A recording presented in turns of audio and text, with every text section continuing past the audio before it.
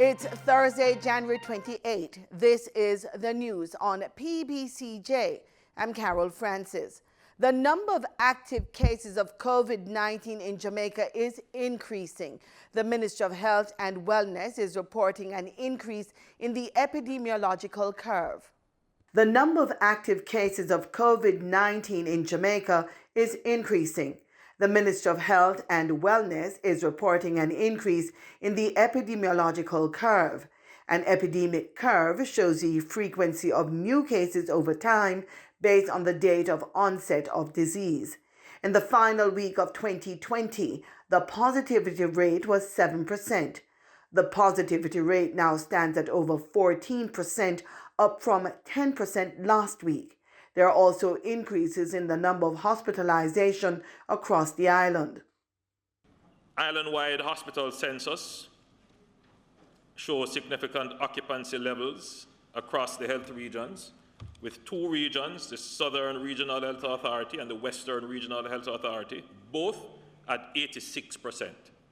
Additionally, there are 7 hospitals across the island that are between 87% and 100% occupancy.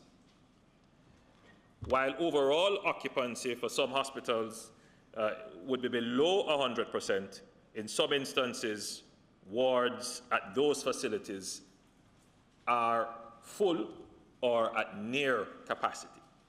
So, Madam Speaker, the increase in numbers of infections, the increase in numbers of those who have contracted the COVID-19 disease is now having a creeping impact on our capacity to serve those who are affected.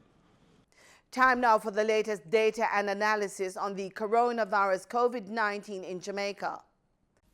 Jamaica recorded another 2 COVID-19 related deaths over the past 24 hours, pushing that tally to 344.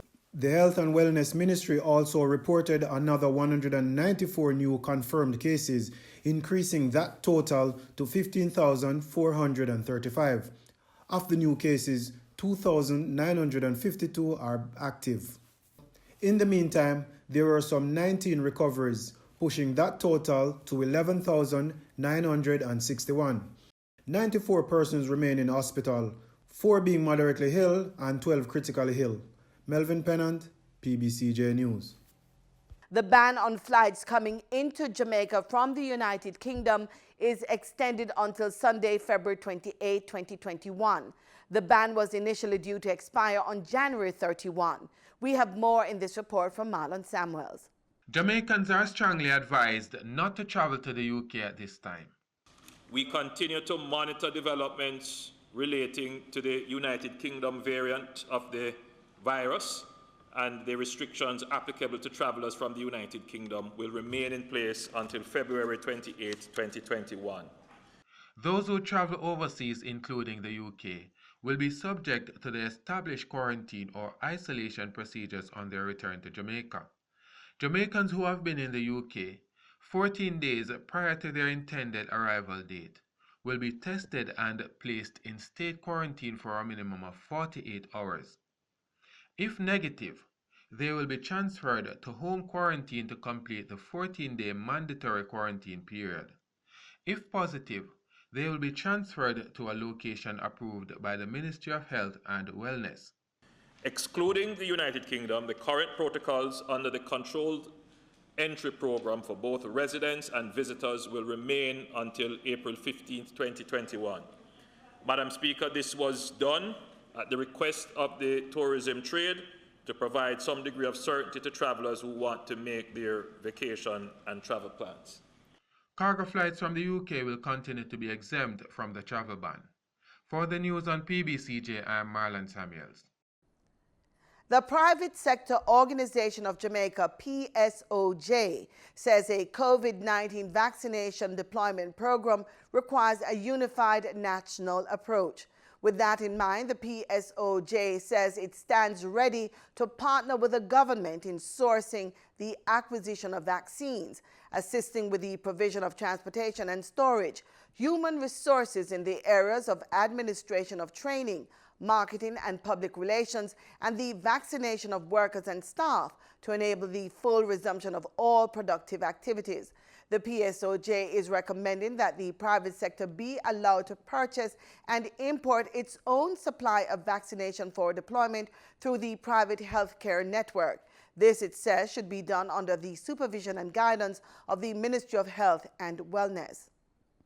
Who will be able to see the information stored within the National Identification System database? Members of the Joint Select Committee of Parliament reviewing the National Identification Registration Act 2020 and members of the NIDS tech team responded to that and other questions posed at the most recent virtual town hall meeting for the proposed bill. We have more in this report. National Identification System NIDS Program Director Vernon Warren says the new national ID cards can be verified in person since it will have a photo of the card holder. He says it can also be verified by the National Registration Authority. You can go to the authority's website and you will be able to type in the NIN and the information that is on the face of the card, and all you'll get is a match or a mismatch. The system won't reveal or disclose any information at all. All it will confirm really is, yes, this card is in the government's databases. Additionally, there's a more complicated way or process, and this one is the automated way, where financial institutions, government entities, private sector entities will be able to integrate or to connect with our system through predefined protocols. He says individuals will have to give permission to financial institutions and other accredited agencies to get access to information stored on the system. Once that is done, you will punch in your PIN, because you need to punch in your PIN to authenticate the transaction. Once that is done, the system will store a log of that event. You will also be notified, and the information will be disclosed to the entity. Justice Minister Delroy Chuck adds that there is a difference between verifying and accessing information. The only persons who have access will be the authority, the NIDS authority, and no one else. Right.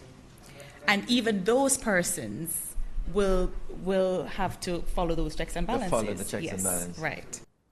Sharika Hemmings from the NIDS technical team responded to questions regarding the removal of an individual's data from the NIDS. Or where the authority becomes aware that the individual's identity information that is stored in the databases is inaccurate, the authority must cancel the NIC in those circumstances and ensure that the identity information pertaining to that individual is removed from the databases. Clause 14 of the bill also proposes that in a situation where the enrollment of the individual is cancelled upon the request of that individual, the authority must cancel the card and cease to process the identity information of that person. The proposed national identification system, if enacted, will become the primary source for identity assurance and verification, and will result in improved governance and management of social, economic, and security programs. For the news on PBCJ, I'm Simone Absalom. There are reportedly 2,000 homeless people in Jamaica. Approximately 500 reside in Kingston and St. Andrew. Following heinous attacks on the homeless, which left 4 dead and 2 hospitalized, the government is increasing measures to combat homelessness, even as it increased facilities provided to them to keep them safe. The government had developed some facilities downtown, drop-in facilities. We are now going to provide an additional 100 beds at the Mary Atkins shelter, and at the King Street location, by the end of February, work should commence on another 150 beds. Law enforcement leaders have put in more security strategies to protect the homeless, including increased patrols in the areas they are known to encamp. The police are now pulling out all the stops to investigate the murders. They have one suspect in custody. And this is in relation to the 3 homeless persons who were killed downtown in the Sutton Street area. That person is a deportee, and I don't want to say too much on the investigations, but they do have a suspect with strong evidence in their custody. While they have not abandoned the theory that it is coordinated, at present it does not seem that way. But with such numbers, you can't rule out the possibility of a coordinated attack. But at this point, it doesn't seem that way, and they are investigating. Climate change impacts everyone, but not equally.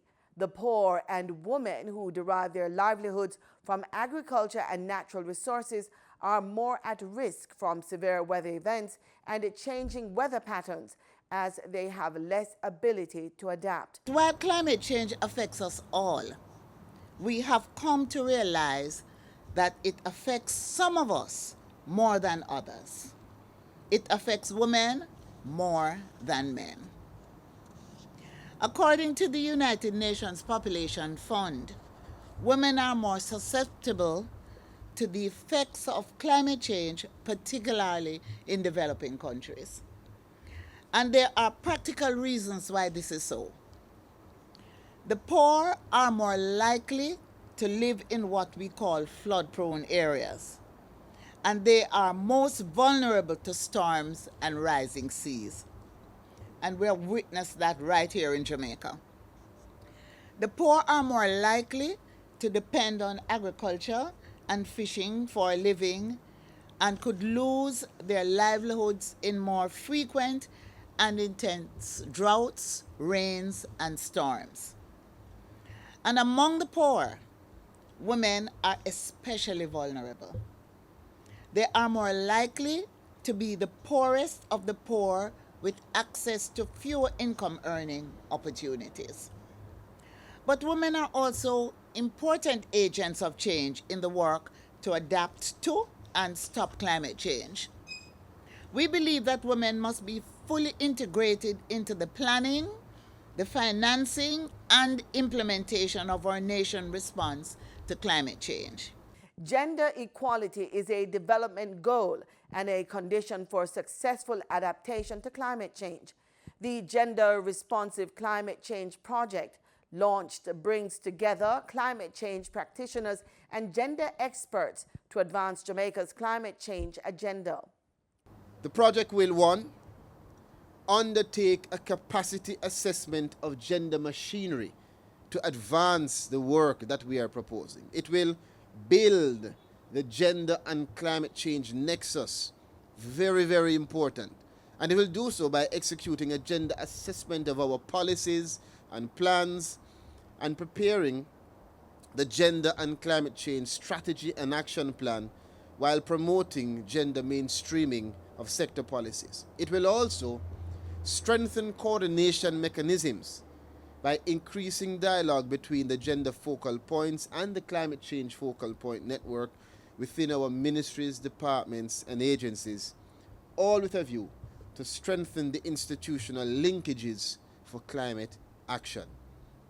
It will also develop functional multi-stakeholder mechanisms, and that will be done by establishing a gender thematic working group under the Vision 2030 to ensure that the gender and climate change strategy and action plan is implemented in line with the UNFCCC Gender Action Plan, and that the gender issues are mainstreamed into the sectoral national action plans and our NDC implementation.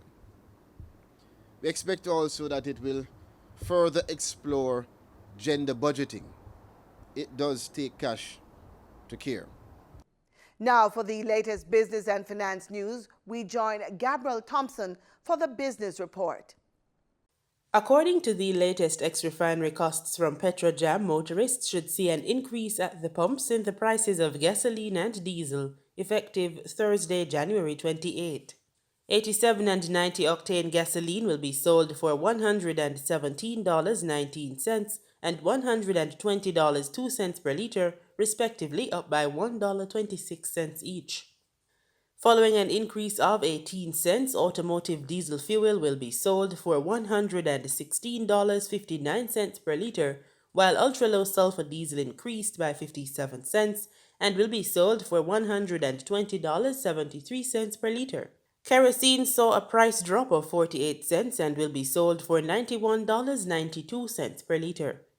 Following a decrease of $1.62, propane liquid petroleum will be sold for $53.36 per liter, and butane liquid petroleum will be sold for $50.32 per liter after a decrease of $2.34. Expect price changes as marketing companies and retailers will add their respective markup to these prices. In Wednesday's trading session, the JSE combined index declined by 109 points to close at under 400,000 units. Overall market activity resulted from trading in 88 stocks, of which 38 advanced, 30 declined, and 20 traded firm. The junior market index declined by 9 points to close at under 3,000 units. Stocks advanced for 1834 Investments Limited, AMG Packaging and Paper Company, and Barita Investments Limited. Stocks declined for Access Financial Services Limited, CAC 2000 Limited, and Caribbean Producers Jamaica Limited. Trading firm were 138 Student Living Jamaica, Berger Paints Jamaica, and Blue Power Group Limited. Derrimon Trading Company Limited was the volume leader with 13.7 million units, followed by Trans-Jamaican Highway Limited with 2.4 million units, and Sagicor Select Funds Limited Financial with 1.3 million units. Now for the foreign exchange. The US dollar on Wednesday, January 27, ended trading at $148.48. The Canadian dollar sold for an average $117.17. The pound sterling traded for $203.58, and the euro ended trading at $184.10. Oil steadied after earlier declines on Thursday, fueled by fresh travel curbs to prevent new coronavirus outbreaks and delays to vaccine rollouts. Oil prices were supported by data on Wednesday showing a huge $10 million barrel decline in U.S. crude inventories last week, which analysts said was due to a pickup in U.S. crude exports and a drop in imports. Brent crude futures rose 2 cents to $55.83 a barrel. West Texas Intermediate crude futures fell 8 cents to $52.77 a barrel. And that does it for the Thursday edition of the Business Report on PBCJ. I'm Gabrielle Thompson. The wine shop is where the Culinary team ended their journey this week. There, they enjoyed some of the best wine and food pairings in Kingston.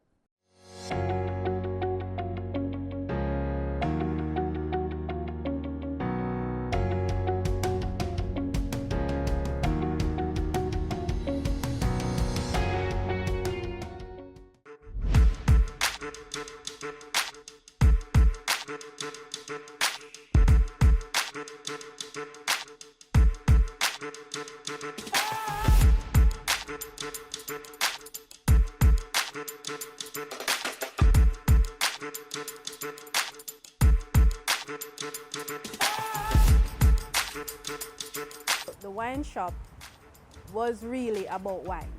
So that's how we started. We started at Lady Musgrave, where we were importing wines solely for retail purposes. We were importing wines solely for individuals. It reached to a point where persons say, well, you need a location. And then we found a location on South Avenue, which that's where we were, on South Avenue. We were there for 5 years, 5 going 6. We were just distributing wines. We used to give samples until persons will stop by the shop and, can you just pour 2 samples in a glass? Can I just have a glass of wine? And then They'll sit there trying to wait on the traffic to die down, and they're like, okay, can I just have a bottle? And then the bottle leads to, do you have any food? Do you have any food around the back? It reached to a point where persons were ordering food in. One of my customers suggested that we converted our office into a kitchen. So we converted the office into a kitchen. We were just using a little tabletop stove where we're just doing little knickknacks, like a finger foods, something quick and easy. And then eventually our menu grew, and then persons became aware of us doing food. We geared everything around my boss, who is Turkish. So we geared all the menu items around tapas or meze, which they're known for. And then eventually the menu grew just by, giving persons what they request. So if somebody come and say, can I have this? We say, all right, next time you'll get it. And that's how our menu expanded. And our friendship with our customers developed into more family. So we are now family orientated. So anybody who comes to the wine shop is no longer a customer, is now family. So we offer personalized services to them. We use only fresh ingredients, we don't use the powder seasoning, so everything is all natural. My boss, who is Turkish, European, they are known for their freshness. So we started by just doing everything from scratch. Everything is fresh, we don't use powder, nothing. We don't use any bottled preservatives, anything. So we maintain the freshness by doing it to order, and in that way we can customize each dish. So you have a customer who can't take salt, no problem. You have a customer who can't take butter, no problem, and so on and so forth. You have customers who want their chicken or their lamb to be well done, no problem. It is customizable for each person, and we maintain that as much as possible. That is one of our strong suits. We don't cut any corners. We normally tell persons that just give us 10 to 15 minutes at most, and your meal will be ready. Our specialty on the menu, our most ordered item on the menu, is our lamb chops. We use fresh garlic, fresh thyme, fresh rosemary, salt and pepper, and you'll be surprised the simplest of ingredients make the tastiest dish. So our extra addition is love. We have a daily lunch menu that changes every day. We try to keep the items every 2 days to give persons enough time to, order it. But if it's not on the menu, they are always welcome to call us and request it. I always tell them, once I have it, you shall have it. Once we have the ingredients, it is easy. Because it's a done-to-order menu or done-to-order item, we always try to aim to give you what you want. Because we started as a wine shop, we're always about wine. We teach people how to hold a wine glass, how to swirl a wine, how to taste a wine, the difference in terms of grapes. Because some persons don't understand that grapes or wines differs by the grapes. So a Merlot is the grape, a Chardonnay is the grape. So we teach persons the basics. We teach persons in terms of the medium dry, to the sweet, to the dry. Because there are persons who have never tried wine. So if they try a dry wine, they will automatically think they don't like wine. So we teach them to start with something or a wine that is a medium wine. We don't teach people to start with a sweet wine, because once, the way how your brain works, once you've had something that is sweet, you can't try anything else. So we always start them with a medium-bodied wine. So once you start with a medium-bodied wine, then you can eventually graduate. Currently we're offering takeout and deliveries until we're open fully to the public. We offer curbside pickup, delivery. In terms of payment, we do online transfers, we do cards, and we do cash. We also offer customized menus for persons that fits their individuality. So currently I have a clientele working with to do a Lent menu that geared around her fasting. So she's currently on a fast, and I will be offering that same menu to other customers. I'll be expanding or putting out that menu for other customers who are interested. So we do stuff like that. So we customize for each person. We are currently open between 12 and 7 once everything is back to normal. We should extend our hours to 11 o'clock. So if you're looking for a dish that has only fresh ingredients, if you're looking for a wine that is only authentic to us or to you, then the wine shop is the place to be.